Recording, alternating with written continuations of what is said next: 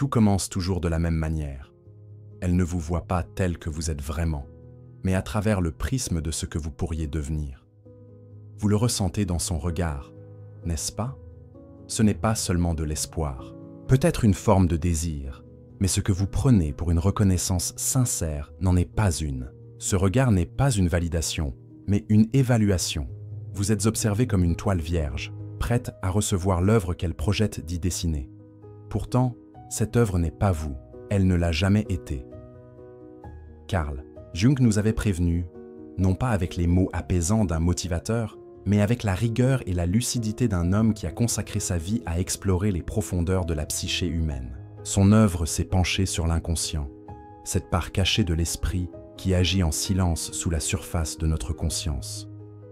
Ce qu'il a mis en lumière sur la dynamique féminine est déconcertant. Les femmes ne tombent pas nécessairement amoureuses des hommes en tant qu'individus, mais de l'image idéalisée qu'elles projettent sur eux, un fantasme, une construction mentale. Plus troublant encore, cette projection opère souvent à leur insu. Ce que vous percevez comme un choix authentique de leur part n'est qu'une sélection de l'image qu'elles ont façonnée de vous. Un personnage créé pour jouer un rôle dans le récit intérieur qu'elles nourrissent. Et lorsque vous ne correspondez plus à ce récit, ce n'est pas l'histoire qui est réécrite, mais l'acteur qui est remplacé. Jung a nommé ce phénomène l'animus, l'archétype masculin intérieur présent en chaque femme. Lorsqu'il est immature, déséquilibré ou non intégré, il peut devenir oppressant. Il se mue en une force invisible qui pousse certaines femmes à rechercher inconsciemment des partenaires toxiques, à rejeter ceux qui leur veulent du bien, à argumenter sans logique, à dominer sans discernement ou à imposer une morale déconnectée de toute responsabilité. Jung ne l'a pas édulcoré. Il a décrit cela comme une possession spirituelle, un état où la femme ne réalise plus qu'elle n'agit plus depuis sa propre conscience, mais sous l'emprise obscure de son fantasme masculin intérieur. Et, vous, les hommes, vous tombez dans le piège, car personne ne vous a appris à le repérer. Vous confondez être désiré avec être compris. Vous prenez le fait d'être choisi pour une reconnaissance.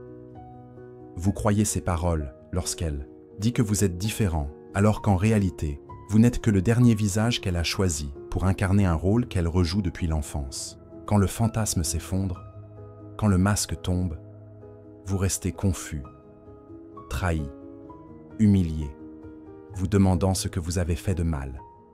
Mais vous n'avez rien fait de mal.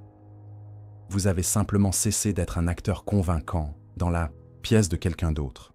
Jung avertissait que la seule issue à ce théâtre psychologique est l'individuation, un processus de toute une vie pour devenir entier en soi-même. Voici une vérité inconfortable. La plupart des hommes n'entament jamais ce voyage.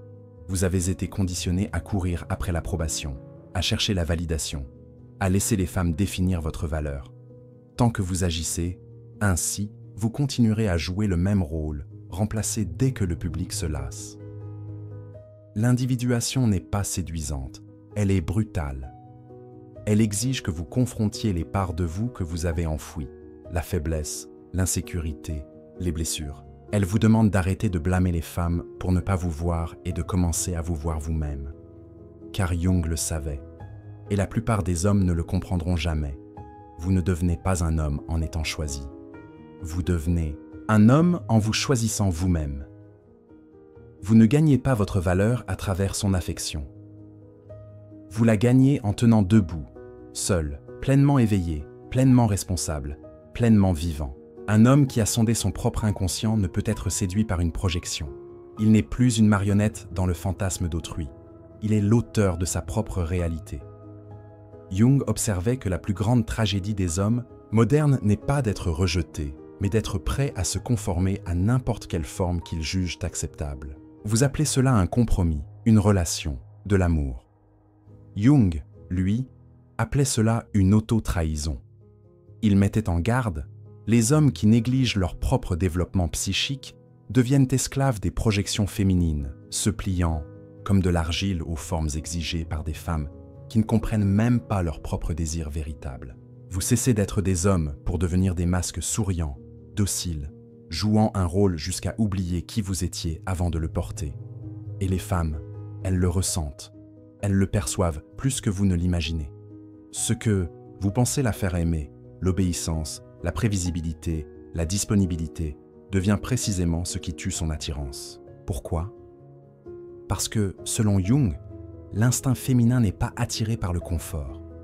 Il est attiré par le mystère, le risque, l'homme qu'elle ne peut ni définir ni contrôler. Dès l'instant où vous devenez totalement prévisible, sans limite, sans colonne vertébrale, vous ne devenez pas plus aimable. Vous devenez invisible, jetable, remplaçable. Et voici le paradoxe qui enchaîne tant d'hommes. Vous craignez davantage la solitude que l'inauthenticité. Vous préférez vous perdre plutôt que de la perdre. Vous préférez jouer un rôle plutôt que d'affronter la peur de tenir debout sans applaudissements. Mais Jung enseignait que tant qu'un homme n'embrasse pas cette solitude, il ne sera jamais libre. Il écrivait que l'individuation est un chemin ardu, réservé à ceux qui osent mourir, à leur fausse version, pour laisser émerger quelque chose de vrai. Laissez-moi vous confier une vérité que peu osent dire à voix haute. L'individuation est un voyage d'une solitude écrasante. En vous engageant sur cette voie, vous commencez à voir des choses que vous ne pourrez plus ignorer. Les jeux que les gens jouent, les masques qu'ils portent, les illusions qu'ils entretiennent, pour se sentir en sécurité. Et lorsque vous tentez de partager ces vérités, on vous raille, on vous traite de distant, d'arrogant, de trop sérieux. On vous accuse d'être le problème, mais vous n'êtes pas le problème. Vous êtes le miroir. Et les gens détestent les miroirs qui leur montrent ce qu'ils refusent d'affronter. Jung le savait bien. Il a passé des décennies à étudier des patients terrifiés, à l'idée de confronter leur ombre, ces parties sombres et rejetées de leur psyché qu'ils refusaient d'admettre. Et les femmes, Jung avertissait qu'elles sont souvent élevées dans des cultures qui les encouragent à éviter cette confrontation, les récompensant pour se voir comme pures, émotives, intuitives, complètes telles qu'elles sont. Mais Jung n'était pas dupe. Il écrivait que le plus grand danger pour une femme est son animus, cette voix intérieure qui parle avec une fausse certitude, une fausse autorité, une fausse supériorité morale. S'il n'est pas affronté et intégré, il la rend prisonnière, projetant cette force masculine sur chaque homme qu'elle rencontre, le blâmant pour la lutte qu'elle refuse de mener en elle-même. Et vous, vous êtes là, pensant être son sauveur, croyant être l'exception, espérant que si vous l'aimez assez fort, si vous prouvez assez, si vous performez assez bien, elle vous choisira enfin pour qui vous êtes. Mais la projection ne fonctionne pas ainsi. Jung enseignait que la projection est une voleuse. Elle dérobe la réalité pour la remplacer par une illusion. Tant que les hommes et les femmes ne s'éveillent pas de cette illusion, ils sont condamnés à répéter la même tragédie, chacun accusant l'autre sans réaliser qu'ils dansent tous deux avec des ombres. Voici l'ironie cruelle. La femme qui vous voyait comme un héros vous percevra un jour comme un ennemi. Non parce que vous avez changé, mais parce que vous avez cessé d'incarner le fantasme qu'elle projetait sur vous. Elle ne se rendra même pas compte qu'elle fait cela. Jung appelait cela une trahison psychologique inévitable, lorsque aucune des deux parties ne prend la responsabilité de son monde intérieur. Vous ne l'avez pas trahi, vous ne l'avez pas menti. Vous avez simplement déçu un personnage invisible qu'elle a créé dans son inconscient. Vous n'avez jamais été ce personnage. C'est pourquoi elle vous en veut, non pour vos failles, mais pour avoir échoué à correspondre à un mythe qu'elle ne vous a jamais explicitement demandé de jouer. Jung disait que les gens feraient n'importe quoi, aussi absurde soit-il, pour éviter de confronter leur âme. Cela est particulièrement vrai dans les relations amoureuses. Hommes et femmes s'y engagent non comme des individus entiers, mais comme des projections ambulantes, traînant leurs peurs non assumées, leurs besoins insatisfaits, leurs blessures, d'enfance non résolues dans les bras d'une personne qu'ils comprennent à peine. Vous appelez cela de l'amour. Jung appelait cela une possession. Et vous, homme hypnotisé, vous continuez à tomber dans le piège, pensant que cette fois, ce sera différent. Mais ça ne l'est jamais, car vous n'avez pas posé la question la plus terrifiante. Et si j'étais responsable de ce cycle? Vous voulez accuser les femmes, les traiter de manipulatrices, de trompeuses, de superficielles. Mais Jung vous fixerait dans les yeux et demanderait « Pourquoi as-tu laissé une telle femme te choisir ?» En premier lieu, voyez-vous, L'homme qui refuse de confronter son propre monde féminin intérieur est condamné à devenir l'esclave de celui d'une autre. Vous n'êtes pas une victime, vous êtes un volontaire. Vous avez choisi de jouer le fou, d'être l'acteur dans son mythe. Car affronter votre propre vide, votre propre manque d'intégrité, était bien plus effrayant que de jouer un rôle dans le fantasme d'autrui. C'est là que beaucoup arrêtent d'écouter, car le confort s'évanouit et la responsabilité commence. Jung n'offrait pas de solution facile. Il ne vous donnait pas 3 étapes pour devenir un alpha. Il vous confiait la tâche brutale et sans fin de l'autoconfrontation, de vous asseoir seul dans le silence de votre esprit jusqu'à ce que les illusions se fissurent, jusqu'à ce que la voix qui murmure que vous n'êtes rien sans elle s'éteigne. Ne vous y trompez pas, cette voix luttera pour survivre. Elle vous dira que vous avez besoin d'elle, que vous êtes incomplet sans elle, qu'aucun homme ne peut vivre sans validation féminine. Mais l'œuvre de Jung murmure une vérité plus audacieuse. L'homme qui peut tenir debout sans elle, sans approbation, sans applaudissements, sans être nécessaire, est celui qui est enfin libre. Libre de la projection, libre de la performance, libre de la tyrannie de vivre comme l'idée que quelqu'un d'autre se fait d'un homme. Quand vous atteignez cet état, vous ne devenez pas froid ou distant. Vous devenez réel, enraciné, pleinement vivant dans votre propre peau. Et c'est alors, paradoxalement, que les femmes seront le plus attirées par vous. Non parce que vous en avez besoin, mais précisément parce que vous n'en avez pas besoin. Vous sourirez, non par insensibilité, mais parce que vous comprendrez enfin. Vous saisirez qu'elle aussi suit son propre chemin, qu'elle doit affronter son propre animus, qu'elle doit s'éveiller de ses propres illusions. Vous ne pouvez pas faire ce travail pour elle. Vous ne pouvez pas la sauver d'elle-même. Vous ne pouvez qu'incarner ce que Jung a fait. Marcher sur votre chemin avec une telle audace que vous devenez un miroir vivant, reflétant la vérité à ceux qui osent regarder. La plupart détourneront les yeux, mais quelques-uns, rares, vous en seront reconnaissants. C'est la différence entre être aimé pour le rôle que vous jouez et être respecté pour l'homme que vous êtes devenu. Et quand ce moment arrive, quand vous réalisez que vous n'avez plus besoin de performer, vous commencez à remarquer quelque chose d'étrange. Les gens deviennent mal à l'aise en votre présence. Ils le ressentent, même s'ils ne peuvent le nommer. Le poids de votre authenticité les déstabilise, car vous ne rentrez plus dans les cases prévisibles qu'ils utilisent pour se sentir en sécurité. Jung avertissait que l'homme individué n'est pas le bienvenu dans la société. On le craint, on le méprend, on le juge distant ou arrogant. Mais la vérité est plus troublante. Vous êtes simplement devenu intouchable, incorruptible, immanipulable, car vous voyez clair dans le jeu. Et voici l'ironie. Ceux qui réclamaient autrefois votre attention, votre validation, votre approbation, commenceront à vous en vouloir de ne plus avoir besoin des leurs. Les femmes, surtout celles encore captives de leur fantasme de l'homme idéal, vous accuseront d'être émotionnellement indisponibles, trop analytiques, trop détachés. Mais ce qu'elles veulent dire, c'est qu'elles ne peuvent plus vous contrôler. Vous avez quitté la scène, cessé de lire leur script. Sans ce script, elles ne savent que faire de vous, car vous avez cessé d'être un personnage pour devenir un homme. Jung disait, non sans humour, que les dieux sont devenus des maladies, ce que les anciennes cultures appelaient possession divine. La psychologie moderne le nomme névrose. Et ne vous y trompez pas, les hommes qui courent après la validation sont les plus spirituellement malades. Vous pensez être romantique en disant « je ferai tout pour elle » ou « elle est tout pour moi ». Mais Jung secouerait la tête et vous dirait que ce que vous appelez amour est un refus de porter votre propre âme. Il est plus facile de la projeter sur une femme, de la faire porter votre espoir, votre sens, votre but. Mais si elle le porte, vous n'avez pas à le faire.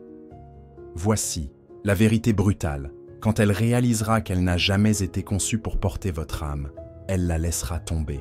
Elle doit la laisser tomber, car aucune femme, aussi aimante soit-elle, ne peut supporter le poids d'un homme qui refuse de se porter lui-même. Quand cela arrivera, vous vous sentirez trahi. Mais vous ne devriez pas, vous devriez la remercier. Car à cet instant, lorsque l'illusion s'effondre, vous faites face à une vérité. Le travail pour devenir un homme n'a jamais été le sien. il a toujours été le vôtre. Dans cet instant de clarté brutale, vous avez deux choix. Vous pouvez la blâmer, devenir amer, rejoindre les rangs des hommes en colère qui accusent les femmes, se moquent d'elles, les rejettent comme des lâches qui n'ont jamais osé affronter leur propre vide. Ou vous pouvez faire ce que Jung exigerait, vous tourner vers l'intérieur, entreprendre le travail solitaire, terrifiant et libérateur de l'individuation, devenir entier sans attendre que quelqu'un d'autre vous complète. Car la vérité est que la femme que vous cherchez là dehors est le reflet de la part de vous-même que vous avez abandonnée. Tant que vous n'affronterez pas cette part, chaque relation sera une performance, chaque connexion une transaction, chaque amour un mensonge.